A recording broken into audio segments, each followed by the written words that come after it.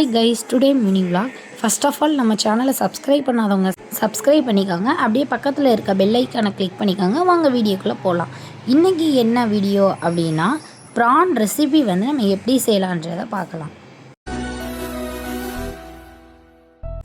4 பெரிய வெங்காயம், 2 தக்காளி, கருவேப்பிலை, 2 பச்சை மிளகாய் எடுத்துக்கணும்.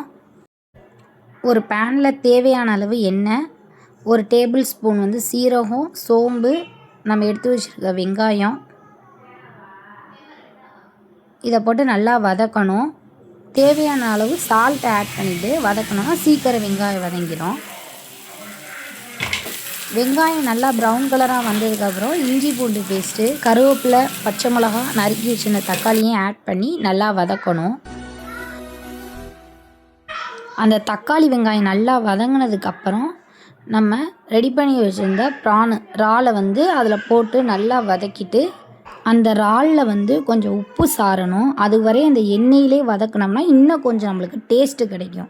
அதுக்கப்புறம் தேவையான அளவு மிளகாத்தூள், மல்லித்தூள், சிக்கன் பவுட்ரு, இது 3ஐயும் மட்டும் ஆட் பண்ணால் போதும். நிறைய பேர் நிறையா பொடி யூஸ் பண்ணுவாங்க. நம்ம அந்த மாதிரிலாம் யூஸ் பண்ண மாட்டோம். ஒன்லி சிக்கன் பவுட்ரு, மிளகாத்தூள், மல்லித்தூள் மட்டும் ஆட் பண்ணிக்கலாம். தேவையான அளவு தண்ணி ஊற்றி மூடி வச்சு 10 மினிட்ஸில் இறால் கிரேவி ரெடி. தேங்க்யூ.